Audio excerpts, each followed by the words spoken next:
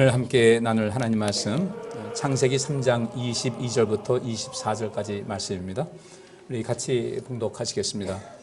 여호와 하나님이 가라사대 보라 이 사람이 선악을 아는 일에 우리 중 하나같이 되었으니 그가 그 손을 들어 생명나무 실과도 따먹고 영생할까 하노라 하시고 여호와 하나님이 에덴 동산에서 그 사람을 내어 보내어 그의 근본된 토지를 갈게 하시니라.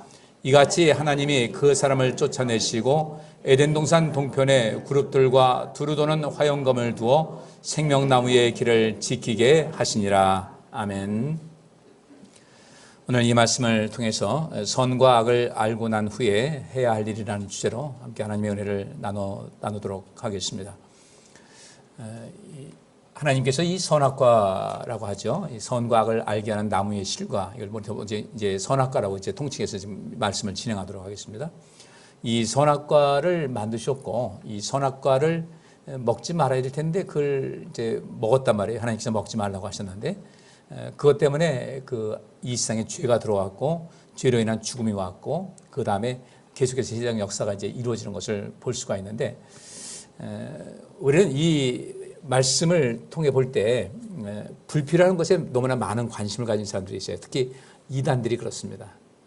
이 성경은요, 이 하나님 말씀에 기록된 것은 하나님께서 세상을 창조한 때부터 그 성경의 마지막 요한계시록이 완성될 때까지 그 긴 세월 동안에 있었던 사실을 이 책 한 권에 넣었단 말이에요. 그러다 보니까 이 책 한 권에는 아주 굉장히 어떤 엑기스와 같은 그 내용이 담겨 있는데, 그 엑기스가 무엇인가 할 때 하나님께서 세상을 창조하셨다, 인간이 타락을 했다, 그리고 이 인간이 타락한 다음에 이따 말씀도 보시겠지만은 요한계시록 22장에 보게 되면은 앞으로 다가올 새 하늘과 새 땅이 어떤 것인지를 이야기하고 있거든요.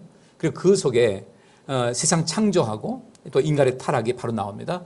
또 모든 그 새 하늘과 새 땅이 펼쳐진 그 가운데 가장 핵심적인 인물이 예수 그리스도시고, 예수 그리스도는 누군가 이 세상을 구원하신 분이잖아요. 이 책은 인간의 타락으로 말미암아, 죄로 말미암아 죽을 수밖에 없었던 우리 사람들을 살리시기 위한 하나님의 계획서와 실천서라고 할 수가 있어요. 그런데 이단들은 이것을 가지고, 불필요한 것을 가지고 자꾸 이야기를 합니다. 이 창세기에서 나오는 그 선악과에 대한 이야기도 그렇고, 그 지엽적인 이야기, 별로 의미 없는 이야기, 이것이 하나님께서 이 성경을 기록하시는 목적과는 상관없는 그런 이야기를 쭉 하면서 기성교회를 마구 공격을 하거든요. 근데 이게 또 그런 데서 이해가 부족한 사람들은 그런 것에 혹해가지고 빠져들게 되고, 잘못된 것이 자꾸 마음 쓰다 보니까 인생을, 신앙생활을 했다고 하는데 결국은 바깥 어두운데 내어 쫓겨서 슬피 울며 일을 가는 이런 사람들이 굉장히 많이 있다는 겁니다. 저는 목사로서 또 성경의 말씀을 통해 볼 때 과연 이 세상에서 우리가 그리스도인이라고 하고 교회 나와서 신앙생활 하면서도 그 가운데 구원받은 사람들이 과연 얼마만큼 될까 봤을 때 그리 많지 않은 것 같아요. 목회자 입장에서 모든 세상을 바라보고 하나님 말씀을 통해서도 바라볼 때, 그래서 우리가 이 성경에 있는 내용을 우리가 좀 잘 보셔야 되고, 오늘 이 본문 말씀도 역시 마찬가지입니다. 여러분 보시면 이 사람들이 선악을 아는 일에 우리 중 하나같이 되었다. 그가 손을 들어 생명나무 실과도 따먹고 영생할까 하노라. 그러면 여기 있는 말씀대로 선악을 아는 일에 우리 중 하나같이, 하나님께서 하신 말씀입니다. 이 사람이 선악을 아는 일에 우리 중 하나같이 되었다. 우리같이 선악을 알게 되었다. 그런데 하나님께서 알고 계신 그 지식, 하나님께서 알고 계신 선악에 대한 그 지식과 또 이 세상을 통치하시는 모든 방법과 우리가 갖고 있는 이 선악에 대한 지식은 엄청난 차이가 있어요. 하나님은 선과 악을 잘 아십니다. 그리고 악은 철저하게 배제하시고 심판하시고, 선은 추구하시고 복을 내려주시는데, 우리는 선악을 알게 됐어요. 이 아담과 하와가 이 선악과를 먹음을 통해서 선과 악을 알게 됐는데, 우리 자신 한번 돌아보시자고요. 우리는 선을 알고, 선이 무엇인지를 알고 악이 무엇인지를 알고 있지만, 과연 우리는 선은 분명히 우리가 추구해야 될 것이에요. 반드시 해야 될 것이고, 악은 멀리 해야 될 텐데, 과연 우리는 내가 알고 있는 선과 악에 대한 지식을 가지고 선만을 추구하고 악은 멀리하고 있는가? 그렇지가 않더라는 거죠. 하나님이 알고 계신 선악에 대한 지식과 우리가 알고 있는 그 선악에 대한 지식은 다른데, 우리는 하나님이나 우리나 똑같이, 물론 하나님이 더 많이 아시겠죠, 선악에 대한 지식을 갖고 있는데, 우리 사람들은 악이라는 것을 알면서도 자꾸 그 악에 빠져들고 그리 향하고 있다는 거예요. 이 길은 선한 길인데 이 길 가는 것이 귀찮은 거예요. 원치 않는 거예요. 거기에 무엇이 들어가는가? 인간의 어떤 개인 감정도 들어가게 되고 또 여러 가지 사리사욕적인 거 따라가게 되고, 그래서 이 마음속에 인간의 욕심과 어떤 감정적인 치우침이 우리를 자꾸 선에서 악으로 끌고 가는 이런 블랙홀 같은 역할을 하고 있습니다. 분명히 이 길은 선인 것 같은데 하기 싫은 거예요. 귀찮은 거예요. 이 길은 악입니다. 악으로 가는 길, 하나님께서 이 악은 모양이라도 버리라고 했는데 그 악을 향해서 자꾸 마음이 끌리는 거예요. 선과 악에 대한 지식은 있는데 우리가 그 지식이 있다고 해서 우리 항상 선을 추구하고 악을 미워하는 것은 아니라 이겁니다. 많은 사람들이 아담을 원망합니다. 왜 이렇게 먹어가지고, 아마 첫사람인 아담과 하와는 하나님의 그 실존을 굉장히 깊게 체험을 했고 그분의 은혜를 많이 알았기 때문에 우리보다는 그래도 선악과를 먹었다 할지라도 우리보다는 훨씬 더 의인의 삶을 살았을 것이다라고 저는 생각을 해요. 사람들은 예수님께서 말씀하셨죠. 자기 눈에 있는 들보는 알지 못하고 남에 있는 티끌만 자꾸 끄집어낸다. 우리 사람이 그런 존재 아니에요? 선악을 알게 됐다는 것은 그 자체로 선악을 알게 됐다 이 말만 본다면 우리 인생에서 굉장히 중요한 것인데, 그런데 이 선악을 아는 그 순간 우리 사람들은 죄인의 신분으로 떨어지고 말았어요. 그러니까 이것이 기회였는데 위기가 됐다는 겁니다. 또 한편 그가 손을 들어 생명나무 실과도 따먹고 영생할까 하노라. 선악을 알았는데 선을 추구하고 악을 추구해야 될 때, 악을 멀리 해야 될 텐데 이 아담과 하와는 그렇지 못했다는 거예요. 선이 무엇이고 악이 무엇인지 알았는데 자꾸 악으로 빠지는 거예요. 적어도 하나님께서 먹지 말라고 한 것을 먹었으면 그 먹고 나서 눈이 떠졌습니다. 저는 그래서 그 생각을 했어요. 이 선악과의 그 성분에 죄를 짓게 하는 성분이 있을까? 그 선악과를 먹으면 죄라고 그랬으니까 그 과일의 그 성분에 우리를 죄로 이끄는 것이 있었을까? 아니면 아담과 하와가 이것을 먹지 말라, 먹으면 죽는다고 했는데 그것을 먹고 나서 그제서야 다 꼬입니다. 그죠? 꼬이는 거죠. 이거 먹으면 눈이 밝아져서 하나님과 같이 된다. 우리가 죄를 짓는 것도 역시 마찬가지 다 그런 케이스예요.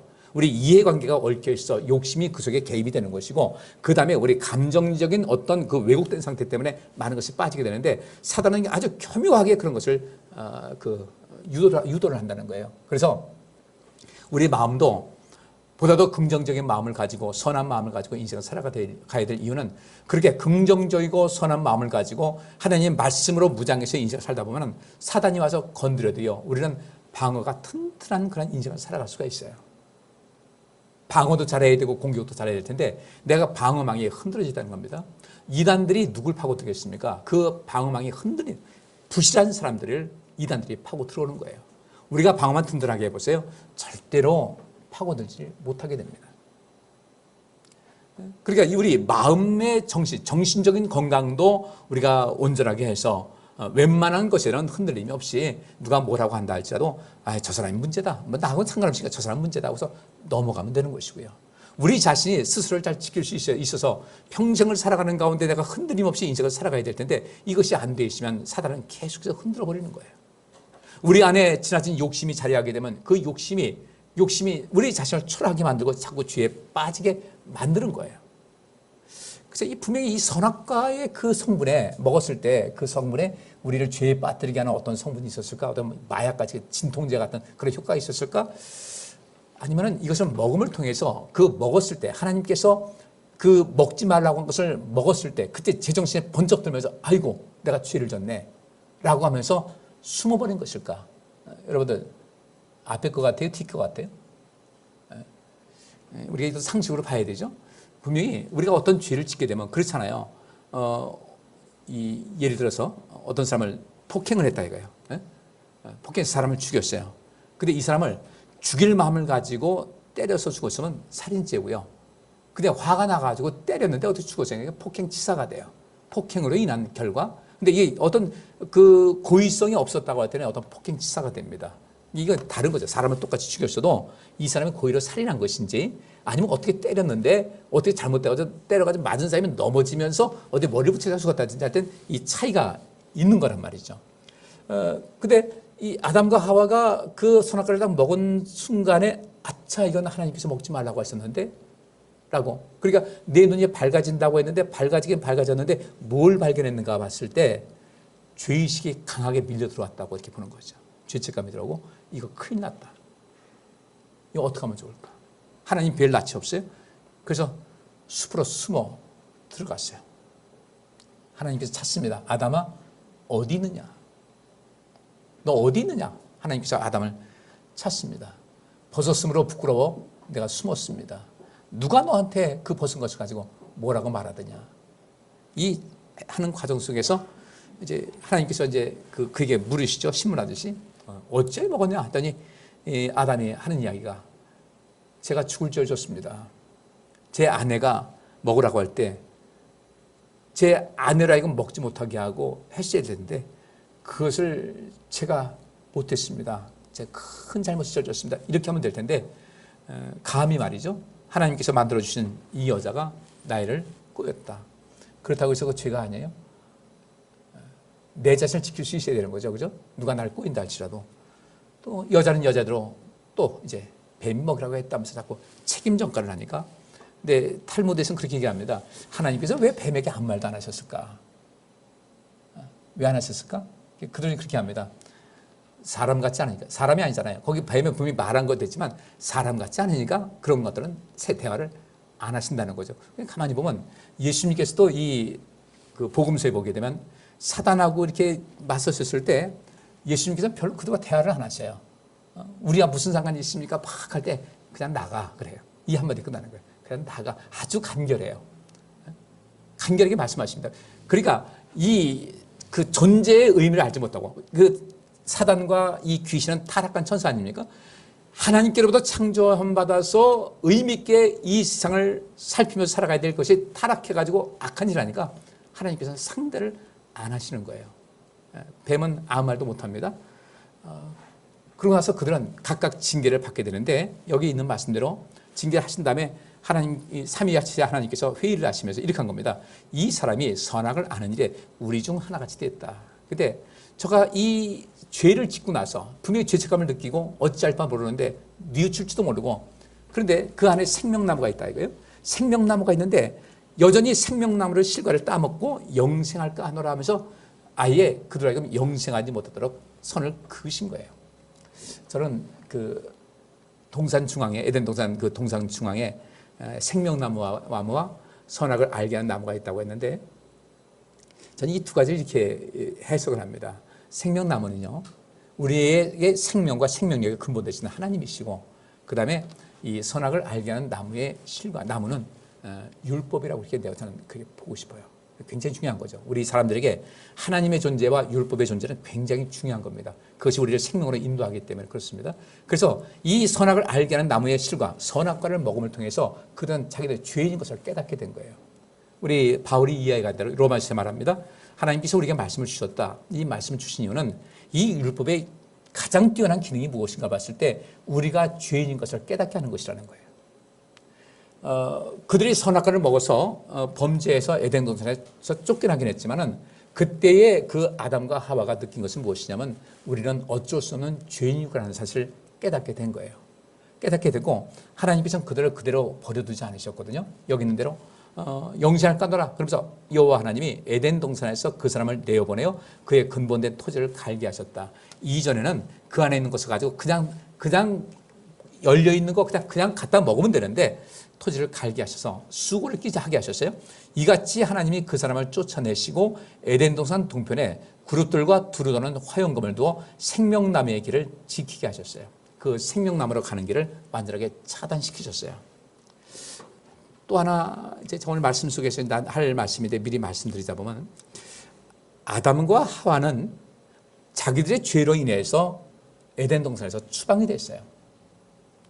그런데 이렇게 자기 죄 때문에 하나님께로부터 추방될 수밖에 없었던 이 사람들을 구원하시고자 하나님께서는 예수님을 이 땅으로 추방하셨어요. 어떻게 예수님 추방하셨다고 하나? 예수님께서 십자가에 달리셔서 마지막 죽기 직전에 이렇게 외치시죠. 나의 하나님, 나의 하나님, 어찌하여 나를 버리시나이까? 그랬어요. 하나님께서는 예수님을 버리셨어요. 아담과 하와는 마땅히 에덴 동산에서 범죄했기 때문에 추방시켰는데 하나님께서 추방시켰는데 하나님께서는 그런데 이들을 살리자고, 하나님 앞에 범죄한 이들을 살리겠다고 하나님께서 아들을 그냥 물론 가라고 보내셨겠죠. 하나님께서 보내셨는데 그 보내신 모든 목적이 죽으러 보냈으니까, 죽음의 길로 보내셨으니까 이건 추방과 다를 바가 없다. 왜 추방하셨을까? 죄인된 우리를 살리시고자 추방하셨고, 예수님께서 사역을 거의 마치신 다음에 종려주의를 지내고 고난주간 동안에 제자들에게 본격적으로 말씀하십니다. 내가 이제 곧 떠날 거다. 내가 사람들에게 잡혀서 고난당하고 죽임당하고 이제 곧 하나님께로 갈 것이다 했더니 뭐 제자들이 난리가 났죠. 두렵기도 하고 화도 나고 떠나면 우리가 어떡하냐고. 그때 예수님께서 요한복음 14장 1절에 이렇게 말씀하십니다.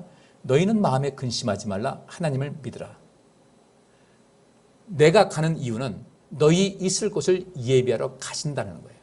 예수님께서 이 땅에 오실 때도 죄인된 우리를 살리시겠다고 그냥 그 물속에 빠져 허우적거리는 사람들 살리겠다고 물속으로 뛰어든 어떤 용감한 의인, 그보다 더 뛰어난 모습으로 이 땅에 당신의 목숨을 담보라고 이 땅에 오셨어요. 이 땅에 죽으러 오신 거예요. 하나님께서 보내신 겁니다. 죽으러 보내셨다. 추방과 다를 바가 뭐가 있겠어요? 저는 그래서 오늘 이 본문 말씀이 마치 이 아담과 하와에게 저주와 같은 그런 내용이지만은 사실 이 내용 속에 하나님의 깊은 사랑이 담겨 있어요. 아담과 하와를 여기서 머물게 하면 안 되는 거죠. 죄인으로서 거기에 머물면 안 되는 겁니다. 그런데 쫓아내긴 쫓아내시지만 그들을 완전하게 버리신 것은 아니었다는 거예요. 그들에게 새로운 길을, 이 죄인으로서 어떻게 하면 온전한 삶을 살아갈 것인가, 그 길을 걸어서 다시 하나님께 생명 있는 모습으로 돌아오게 하시려고 이들을 추방하신 거예요. 이 속에 하나님의 사랑이 담겨 있고, 지금도 지금 말씀드린 대로 하나님께서 아담과 하와를 추방하신 것 같이 하나님께서는 이들을 살리시고자, 나를 살리시고자, 우리를 살리시고자 예수님을 이 땅에 보내셨는데, 여러분 같으면 여러분 자녀들을 죽음의 자리로 내몰겠어요? 예수님께서 십자가상에서 얼마나 힘드셨으면 하나님께 기도 얼마나 하셨겠습니까? 하나님 너무도 고통스럽습니다. 하나님 얼른 숨이 끊어졌으면 좋겠습니다. 별별 아마 기도 다 하셨을 거예요. 근데 하나님께서 아무런 응답도 없어요. 왜? 원래 근본은 죄인이 아니셨지만 신분은 죄인이기 때문에. 우리 예수로 말미암아 그 생명이, 예수님의 그 생명이 우리에게 그대로 상속이 된 겁니다. 우리 이 사실을 알아야 되는데 너무나 많은 사람들이 이런 하나님의 은혜를 알지 못하고 신앙생활하는 가운데 인간적인 생각만 가득해가지고 그것 때문에 교회 와서 시험 들고 그것 때문에 그냥 복잡하고 마음 상처받고 교회를 떠나고 또 이런 일이 비일비재한 이유가 무엇인가 봤을 때 이 하나님과의 그 관계가 우리가 많은 문제가 있다는 겁니다. 이걸 우리가 오늘 좀 말씀 살펴보면서 우리는 우리의 죄 때문에 이런 모양이 됐어요. 우리는 선이 무엇이고 악이 무엇인지 아는데 우리는 늘 악에 치우쳐서 많이 살았어요. 그런데 나도 그렇게 인생을 살면서 누군가 내 마음에 안 들게 되면 저 사람은 악인이라고 사정없이 비난을 합니다. 지난주 금요일날 제가 설교하면서 그 얘기를 했어요. 사도 바울이 디모데에게 이렇게 얘기합니다. 아들아, 너는 모든 사람을 위하여 간구와 기도와 도구를 하고 그 모든 것이 응답될 것을 믿고 하나님께 감사하라 이렇게 했어요. 간구와 기도와 도구가 무엇인가?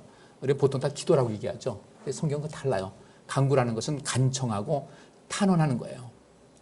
옛날 그 조선시대만 통촉하여 주시옵소서 하면서 그렇게 간청하고 탄원하는 것이고, 기도는 하나님께 예배한다는 그런 모습 속에서, 하나님께 예배하는 사람 누가 예배합니까? 그 예수 안에서 생명 얻은 사람들이 예배하잖아요. 모든 이 세상 사람들이 하나님의 자녀가 되기 위한 그 하나님 나라와 하나님의 의를 구하는, 너희는 이렇게 기도하라는 그 기도가 있어야 되고, 그 다음에 도구라는 것은 협의하다, 우연히 나타나다, 호소하다는 뜻이에요.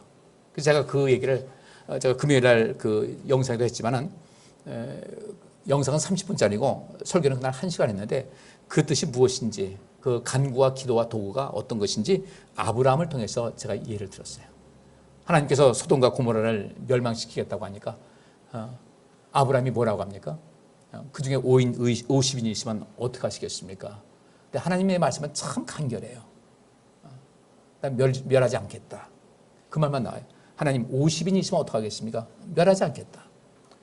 또 좀 이따가 아브라함이 이렇게 얘기합니다. 하나님 그 중에서 5이 모자라가지고 45명이 어떻게 하겠습니까?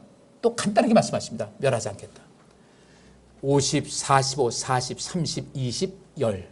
51세까지 10명까지 떨어뜨리는 가운데 아브라함이 나중에는 나름대로 염치가 없었던지 하나님이 이번 한 번만 제 말씀 꼭 들으시기 바랍니다. 용서하시고, 그러면 아브라함이 소돔과 고모라에 있는 의인을 생각하는 거예요? 소돔과 고모라 전체를 생각하는 거예요? 그렇죠. 의인은 하나님께서 알아서 구원하실 거예요. 몇 명이 있든 간에. 근데 그 전체를 하는 거예요. 바울이 그렇게 얘기합니다. 너희는 모든 사람을 위하여 간구와 기도와 도구를 하라. 이 사람이 어떻게 될지 모르는 거예요. 우리가 여기에 보는 말씀대로 우리는 추방받은 사람인데 똑같아요. 우리 아담과 하와 뭐라고 할 거 없어요. 우리는 이보다 더한 악을 많이 저질렀어요. 그런데 그런 하나님 앞에 죄를 짓지 않았습니까? 바울이 이렇게 얘기합니다. 로마서에서 여전히 하나님과 원수되었던 우리를 구원하시고자 예수 그리스도를 보냈다고 이렇게 바울은 이야기하고 있는데, 그 이야기는 누구에 대한 이야기예요? 바울은요, 편안할 때, 그냥 가만히 있을 때 주님께서 만나주신 것이 아니라 예수 믿는 사람들 잡아서 죽여야 되겠다고 아주 벼르면서 일을 가면서 가던 그때에 예수님께서 그를 만나셨거든요. 정말 하나님께 굉장히 적극적으로 하나님과 대항하고 예수 그리스도를 적대시하던 그때에 주님께서 만나셔서 새 사람을 만들어 주신 거예요. 자기 자신을 보니까 나는 이게 산다는 것이 기가 막히다. 이게 어떻게 내가 살 수가 있지? 이렇게 내가 마음을 돌리고서 하나님께서 은혜를 주신 것이 아니라 내가 적극적으로 예수의 그 제자들을 핍박하고자 하는 그 상황에서 나를 구원하셨다면은, 이 세상에서 우리가 임의적으로 생각해서 저 사람은 나쁜 사람이야, 구원받지 못한 사람이야, 저 사람은 형편없는 사람이야, 이렇게 말할 것이 하나도 없다는 거예요. 자기를 보니까. 그때 바울이 마음이 바뀐 겁니다. 그래서 그는 아무리 봐도 이 사람이 악인으로 보이고 정말 이게 못된 사람 보인다 할지라도 자기를 보니까 하나님께서는 또 다른 계획이 있으시다는 것을 알게 된 거예요. 어느 누구 우리 사람인으로 판단할 것이 아니라는 거죠. 하나님께서 판단하신 그 선과 악의 개념이 다르다는 거예요. 오죽하면 여러분들, 바울이 변화돼가지고 예루살렘 교회 가서 사도들과 만나려고 하니까 사도들이 만나주지 않습니다. 왜 안 만나겠어요? 쇼하는 것 같거든요. 저렇게 잔인하고 저렇게 포악한 사람이 어떻게 변화될 수 있나? 난 못 만나겠다. 거짓말인 것 같다. 그러니까 그 제자들과 친하게 지냈던 바나바라는 사람 잘 아시잖아요. 초기 교회에서 굉장히 큰 역할을 했던 바나바가 바울을 추천합니다. 내가 봤다. 이 사람. 주께서 그를 다메섹에 가는 길에 어떻게 만나셨고 그 뒤에 바울이 어떤 일을 했으며 내가 보장하겠다. 그때 만났는데 바울이 그 자기 경험을 통해서 그렇게 얘기를 한 겁니다. 누구도 선택적으로 누구를 기도하지 말고, 선택적으로 누구 좋다 안 좋다 내 생각 판단하지 말고, 모든 사람을 위하여 간구와 기도와 도구를 해라. 아브라함이 그래서 복받은 거예요. 그 남들 누가 보더라도 이 소돔과 고모라 형편없는 곳이었는데 기도하거든요. 바울도 자기 자신을 봤을 때, 주님께서 나를 용납하신 것을 봤을 때 어느 누구도 그냥 우리 사람 눈으로 보고서 판단할 것은 아니라는 거예요. 하나님의 판단과 사람의 판단은 다르다는 것이죠. 그래서 모든 사람을 위해서 간구하고 기도하고 도구를 해라. 아브라함이 소돔과 고모라를 위해서 애쓰듯이. 근데 하나님께서 판단하신 것은 도무지, 아브라함은 기도했지만 하나님께서 이 소돔과 고모라를 봤을 때 더 이상 심판할 거기에 어떤 여지가 없어서 결국 심판하셨어요. 그럼에도 불구하고 그들을 위해서 기도했던 아브라함은 하나님께서 기뻐 받으시는 거죠. 우리가 그런 삶을 살아가야 돼요. 그런 넓은 마음을 가지고 인생을 살아야 내가 진정한 예수 믿는 사람이 되는 것이지, 선택적으로 이 사람을 위해서 기도하고 저 사람은 아유 보기 싫어, 내가 뭐하라 기도해. 그러면 우리는 상당히 이 결격 사이가 있다는 거예요. 아담과 첫사람이 하나님께 범죄했는데 추방하고 나서 그 다음에 바로 추방을 하셨어요.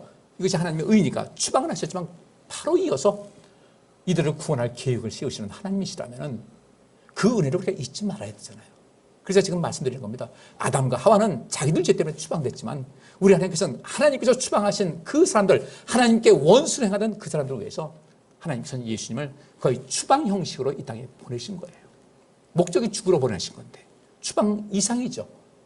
그리고 예수님께서는 어떻게 하셨어요? 내가 너희 있을 곳을 예비하러 간다 하면서 이 땅에 오실 때 어떻게 오셨어요? 우리를 구원하러 오시고 떠나실 때도 목적이 있어요. 뭐 하러요? 우리 있을 곳을 예비하라고 먼저 가신 거예요. 이런 은혜를 우리가 받았죠. 그러면 이제부터 우리가 선과 악을 알았다면 우리가 하나님 말씀 들어서 많이 알지 않습니까? 지금 설교 말씀을 통해서 무엇이 선이고 무엇이 악인 줄 알았으면 이제부터는 악과의 싸움을 할 수 있어야 되고 선을 추구하는 일에 힘을 다하셔야 돼요. 근데 이 선을 추구하는 것도 쉽지 않은 세상이에요. 이 세상은 쉽지 않습니다. 근데 나는 선도 행하지 않고 나도 악은 행하지 않아. 나는 선은 행하지 않았지만 적어도 악은 행하지 않는다. 근데 성경에서는요, 선을 행하지 않는 것이 죄예요. 나는 선도 행하지 않았지만 악도 행하지 않았으니까 괜찮을 것이다. 예수님께서 하셨던 그 한 달란트 비유를 보니까 한 달란트 맡은 사람이 한 달란트 그대로 가져갔어요. 근데 예수님께서 그 주인이 뭐라고 합니까? 비유에, 예수님께서 하신 비유에 뭐라면 너는 어떤 사람이다? 악하고 게으른 종이라는 거예요. 근데 우리는 참 이게 착각을 하는 거예요. 선한 일을 하지 않았으면 그냥 난 별 문제 없을 거야. 왜? 내가 죄를 안 졌으니까. 세상적인 그 죄는 다르거든요. 여기서 이 사람이 선악을 안 했는데 우리 지금 하나같이 됐다. 하나같이라는 것이 똑같은 것이 아니야. 하나같이라는 것은 참 저 사람 좀 예를 들어 왜 또 바보같이 왜 그래요? 바보는 아닌데 바보같이 유사한 것이죠.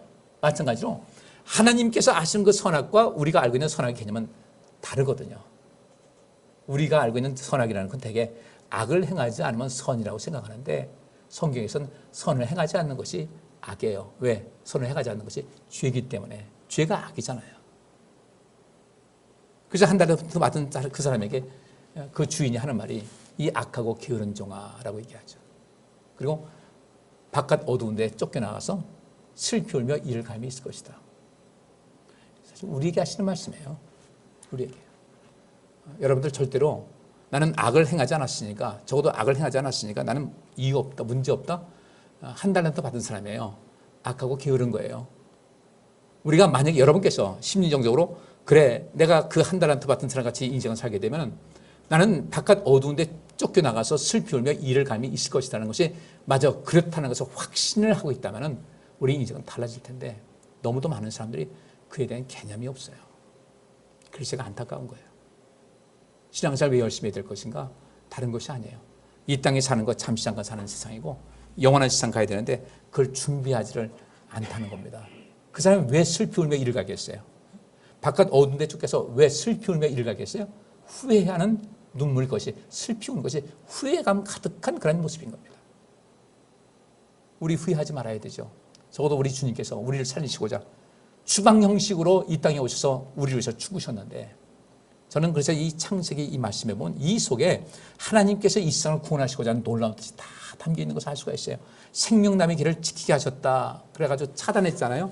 그리고 그 다음부터 어떤 일이 있었습니까? 그 다음에 많은 것을 할 수 없지만 그 다음에 그러니까 이 생명나무하고 선악을 알게 하는 그 두 나무는 생명의 근본 되신 하나님과 율법이라고 말씀드렸잖아요. 그걸 우리가 그렇게 보셔야 됩니다.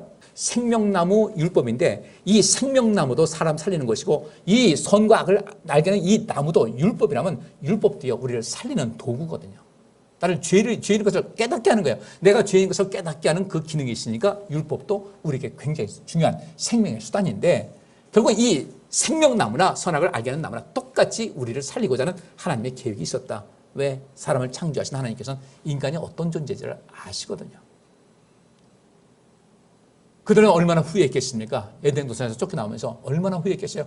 그토록 호사를 누리고 행복하게 살다가 에덴 동산에서 쫓겨나니까 어떻게 되겠어요? 이때 하나님께서 그들에게 분명히 회복의 길을 말씀해 주셨을 거라고요.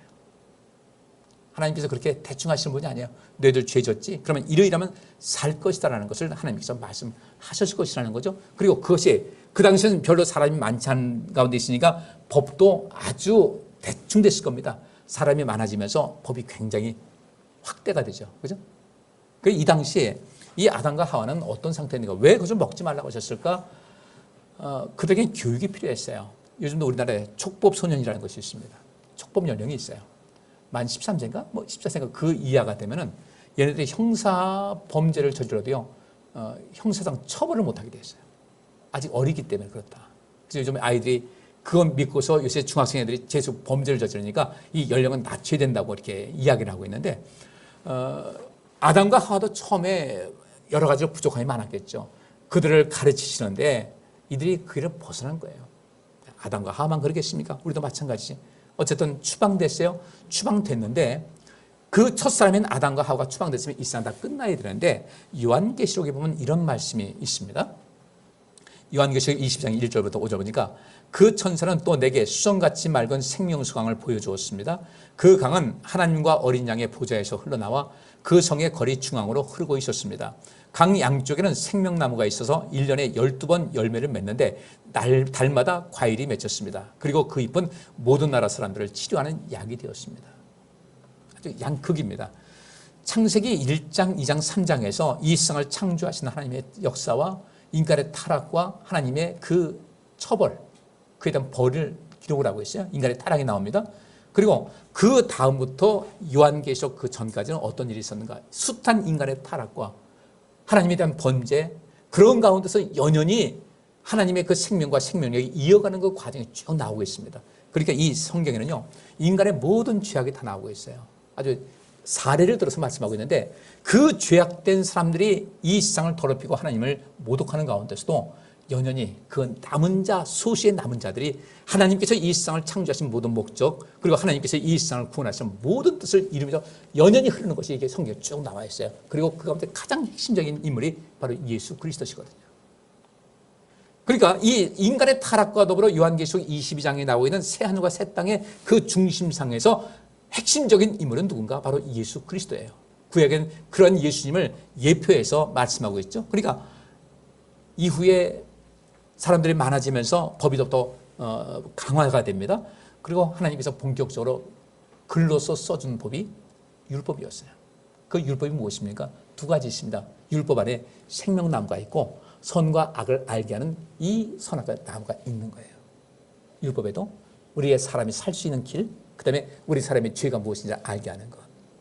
이미 창세기에 에덴 동산에 율법이 나와 있고 에덴 동산에 예수 그리스도가 나와 있고 모든 것이 다 펼쳐지는 건데, 자꾸 이제 그 선악과를 하나님께서 왜 만드셨느냐, 이거에만 관심 갖지 말라는 거예요. 그 속에 하나님께서 그것을 만드신 이유도 역시 우리를 사람을 살리기 위한 그런 것이고, 이 모든 뜻을 우리가 알 수가 있어야 되는데, 이것을 모르게 되면 하나님께서 이 세상을 만드시고 창조하시고 우리를 도우시는 그런 뜻을 깨닫지 못하게 되는 거예요. 율법도 역시 마찬가지입니다. 예수 그리스도신 거예요.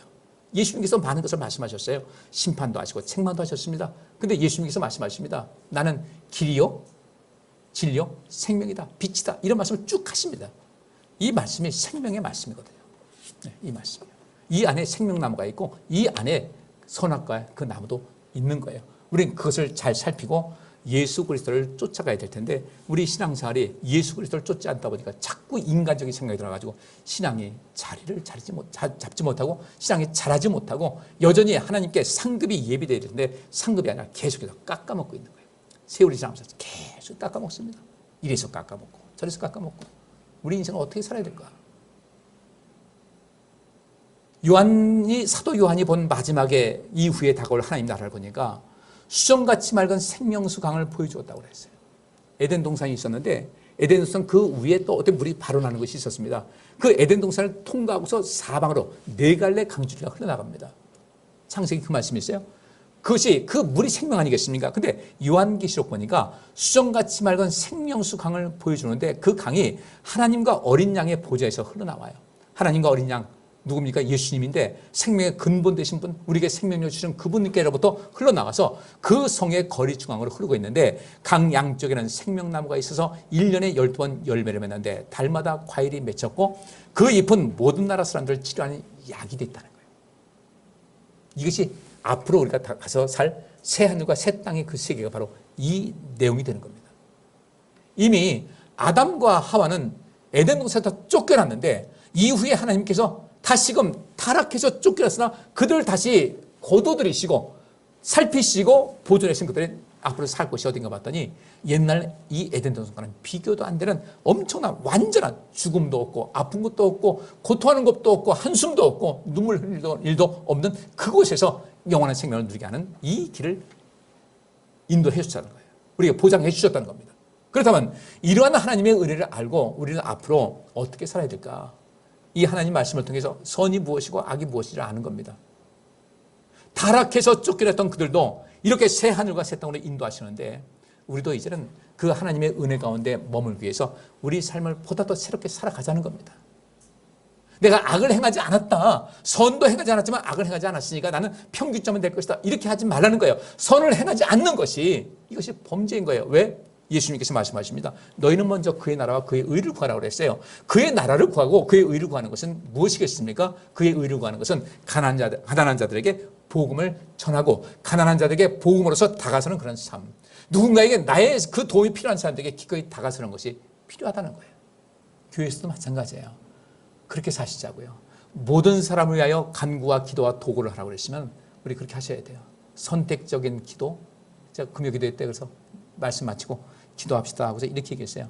우리가 누군가 내 마음속에 미움이 가득해서 도저히 기도가 될 수 없는 그런 사람들, 기도가 아니라 막 저주를 퍼붓고 싶은 사람들이 혹시라도 있다면 그 사람에 대해서 기도하시기 바랍니다. 바울이 모든 사람을 위하여 간구와 기도와 도구를 하라고 그랬어요. 우리는 그 말씀 따라가야 됩니다. 그러면 그것이 우리에게 엄청난 상급이 되는데 우리는 늘 선택적인 거예요. 누구세요? 기도 안 해요. 에휴, 가다가 팍 넘어지긴 하라. 이런 거 하지 마시고 그렇게 우리 예수 그리스도의 마음을 갖고 여기 있는 말씀대로 하나님께서 이 아담과 하와를 추방하시면서도 그 추방하신 다음에 그들을 구원하시기 위해서 계획이 끝까지 시작되지 않습니까? 바로 그 계획과 실현한 것이 성경책 전체의 내용이에요. 그리고 요한계시록에 이 말씀이 나오지 않습니까? 여기 그 강 양쪽에는 생명나무가 있어요. 가운데 그 성 중앙 거리로 생명수가 흐르고 있고 강 양쪽에는 생명나무가 있어요. 에덴 동산에서는 생명나무가 하나밖에 없었는데 천국 가보니까 어떻게 해요? 거기다 생명수가 있어요. 생명수가 있고 생명나무가 있고 그다음에 나무가 있어요. 1년에 12번 열매를 맺는데 달마다 과일이 맺혔어요. 그리고 그 잎은 모든 선한 나라 사람들을 치료하는 약이 되었다. 이파리까지도 생명력이 주어지는 거예요. 우리가 성경에서 이렇게 모두 확대되고 성장하듯이 우리의 인생도 그렇게 돼야 되겠다. 이제 선과 악을 알았으면요. 많이 하셔야 돼요. 선과 악을 알았으면 선을 계속해서 추구하셔야 돼요. 악은 멀리 하셔야 돼요. 여러분들 늘 생각하세요. 내가 지금 생각하는 이것이 하나님께서 기뻐하시는 선한 영역인지 하나님께서 기뻐하시지 않은 악의 영향인지를 깊이 생각하고 악이라 할 때는요. 여러분 자신이 살기 위해서 악은 버리셔야 돼요. 악한 생각도 버리고 악한 개념도 버리고 공상하는 것도 버리고 어떻게 하면 내가 살고 세상을 살릴 수 있을 것인가에 대한 관심을 갖고 살아가셔야 돼요. 그리고 이 세상은요. 우는 사자같이 삼킬자를 두루 찾는 악한 자들이 굉장히 많이 있거든요. 그들에게 넘어가지 마셔야 돼요. 여러분 자신을 잘 지키세요. 지금 태풍 온다고 하지 않습니까? 내일 모레 온다고 그러는데 이럴 때 여러분께서는 자신을 잘 지키셔서 집안에 웬간한 외출하지 마시고요. 그 다음에 이게 뭐 요새 물이 이제 나중에 좀 차지 않습니까? 그냥 막 걸어 다니지 마시고요. 왜냐하면 땅 속에 전기선이 묻힌 것이 많이 있어요. 그래서 얼마 전에도 여기 동작구에서 어떤 사람이 그 공무원이 감전되어서 한 사람 죽었다고요. 장화 있으면 장화 신고 다니시고 물 잠기는 건 가지 마시고 그리고 강남에서 그 맨홀이 수압에 해가지고 뚜껑 열린 상태에서 튕겨나간 거예요. 길 가운데 걷지 마시고 어차피 걸어야 된다. 그 물이 잠겼다. 건물 쪽에 바짝 붙여서 걸어가시고요. 이거 우리 자신 지켜야 돼요. 우리 육신의 생명도 지켜야 되고 우리의 영원한 생명을 지키기 위해서라도 우리가 관심 가져야 되는데 우리 눈앞에 보이는 어떤 것은 그것을 지키라고 하는데 이걸 못한다는 거예요. 자, 요새 비가 많이 옵니다. 지하차도 사거리에서 한쪽 방에 차가 많으니까 빨리 지하차도 맞는 거예요. 근데 위로 지나가도 돼요. 지하차도 안 가고 옆으로 가도 그 앞에 신호도 한 번만 거치면 되거든요. 이렇게 비가 많이 와서 물이 찬다 할 때는 지하차도 절대 지나가지 마세요. 차가 막혀도 옆길로 가세요. 그것이 우리 인생을 살리는 것이거든요. 우리 하나님께서 우리가 선이 무엇인지 악이 무엇인지를 자세하게 알려주셨습니다. 관심 가지시자고요. 그렇게 해서 우리가 어떻게 하면 내가 살고 나로 인해서 다른 사람이 살 것인가 관심 갖고 인생 살아가셔야 돼요. 하나님께서는 죄를 지은 우리를 그저 추방한 그들도 살리겠다고 다시 하나님께서 아들을 보내셔서 우리 인생에 아름다운 것을 주셨는데 우리 성도님들 주께서 주신 것 늘 감사하면서 그것을 마음껏 누리시면서요. 무엇보다도 이 하나님 말씀이 우리에게 생명과 생명나무와 선악을 알게 하는 그 나무의 두 가지 역할을 한다는 것 잘 아시고 예수님께서 바로 생명나무와 선악을 알게 하는 나무신 거예요. 성경이 그렇습니다. 그리고 이제는 우리도 생명나무가 돼야 되고 많은 사람들에게 선과 악이 무엇인지를 정확하게 분별할 수 있도록 하셔야 돼요. 그것이 바로 그리스도의 증인되는 거예요. 아, 저 사람 보니까 저 사람이 저렇게 열심히 선을 추구하고 인생 사는데 저렇게 복받는 거 보니까 나도 선을 추구해야 되겠다는 그런 마음을 갖게 해주셔야 되거든요. 선과 악을 알았으면 바로 그렇게 해서 우리 하나님께서 살아계시다는 것을 온전히 증거할 수 있어야 되고, 내가 더욱더 선을 알아서 선을 끊임없이 추구하는 그런 삶, 선을 행하고 사는 삶, 악은 모양이라도 버리는 그런 훈련을 계속해서 하셔야 되는데, 이거 훈련하지 않게 되면 우리는 감당할 수가 없어요. 저 여러분들에게 신앙생활 열심히 하시자고, 예배 회복하자고 말씀 많이 드리잖아요. 여러분께서 어떤 감정으로 듣는지 모르겠어요. 여러분이 어떤 생각을 갖고 있는지 모르겠지만, 여러분께서 오늘 그 한 달란트 받은 사람, 그 사람은 절대로 자기가 그 한 달란트 받았으니까 이 한 달란트 받은 걸 그대로 갖다 주면 문제 없을 것이라고 생각하니까 그렇게 했던 것인데, 이 악하고 게으른 종아, 그러면서 바깥 어두운 데 내쫓겨서 슬피 울며 이를 갈미 있을 것이다. 만약에 그 사람이 그걸 알았다면 그렇게 안 했겠죠. 근데 우리는 내가 그럴 수도 있다는 것을 혹시 내가 깜빡 잊고 있다면 이거 굉장히 심각한 거예요. 무엇이 선인지를 알고 무엇이 악인지를 알아서 지금 내가 하나님께 예배하는 이런 모든 것, 이 모든 것이 좀 이렇게 주춤해 있을 때 하나님께서 참 마음 아파하시겠다 싶으면 얼른 주님께 나오시라는 거예요. 명절 다가옵니다. 다가왔을 때 우리가 무엇을 해야 될 것인가 관심 많이 가지세요. 이 명절 통해서 누군가의 삶에 힘을 줄 수 있어야 돼요. 생각조차도 선한 생각을 갖자고요. 훈련하셔야 돼요. 훈련하지 않게 되면 이것이 우리 몸속에 실천이 안 돼요. 선과 악을 알면 뭐합니까? 실천이 안 되는데. 하나님께서 알고 있는 그 선과 악은 하나님께서 아실 뿐 아니라 그 선과 악을 하나님께서 공평하게 이 세상을 통치하시거든요. 근데 우리는 선과 악을 알면서도 선은 행하지 않고 자꾸 악으로 치우치는 거. 그러다 보니까 하나님께 상급이 없어요. 나중에 우리 삶 속에서 생명의 그 모든 것이 보장이 안 돼요. 마지막으로 부탁드리겠습니다. 여러분들 신앙생활 보수적으로 하세요. 보수적으로. 좀 더 철저히 한다. 좀 더 안전한 방식으로 신앙생활 하세요. 그래서 이 정도면 되겠지 하지 말고, 남들도 다 그러는데 다른 교회들도 있어요. 수협 없고 금일 없고, 이렇게 생각하지 마시고 그럴 때가 좀 더 안전한 방식으로 해야 되겠다. 제가 학생 시절에, 청년 시절에 이렇게 고 시절에 신앙생활 할 때는요, 예수 믿는 사람들은 술, 담배 전혀 안 하는 사람으로 되게 정평이 났어요. 그래서 그 사람들은 술도 권하지 않았어요. 요즘은 그래요. 요즘 예수 믿는 사람들이라도 남녀노소 구분할 것 없이요, 술, 담배 이런 것은 별로 문제가 되질 않아요. 이게 진보 성향입니까? 진보적으로 잘 된 것 같아요. 우리 악은 모양이라도 모르라고 했으니까 우리 삶 속에서 오죽하면 여러분들 선교사들이 와가지고 이 땅에서 담배 못 피게 하고 술 못 마시게 했겠습니까? 나라가 술 마시고 담배 때문에 딱 쪄들은 거예요. 이래가지고 복음이 들어가지 않겠다 해서 그 금주와 금연을 이야기한 것인데, 이게 좀 지키면 얼마나 좋겠어요. 이걸 안 해요. 좀 더 보수적으로 하시자고요. 좀 더 보수적으로 더 든든하게 이 말씀을 지키면서 신앙생활을 하자는 이 다짐을 하셔서 앞으로 주님 열심히 섬기시고, 이렇게 추방하시고서도 구하시겠다고 또 아들을 내보내시는 그 하나님의 사랑을 꼭 기억하셔서 주님의 사랑 가운데 늘 머물 수 있는 여러분 되시기를 주의 이름으로 축복합니다. 기도합니다. 사랑하신 아버지 하나님, 저희들 많이 부족하지만 여전히 우리를 사랑하셔서 예수님을 이 땅에 보내신 것 같이 그 주님의 마음을 마음속 깊이 새기고 주께서 원하시는 그 선의 개념을 실현하면서 이 생명사역에 하나님 나라와 하나님의 의를 구하는 일에 힘을 다하는 삶을 살게 하여 주옵소서. 예수 그리스도 이름으로 기도하옵나이다. 아멘. 여호와께서 여기 모인 모든 성도들과 그의 가정과 그와 관련된 모든 일에 복을 주시고 지켜주시며 따뜻하게 대해주시고 은혜를 베푸시며 사랑스러운 눈으로 바라보시어 모두에게 평안을 주시기를 원하노라. 아멘.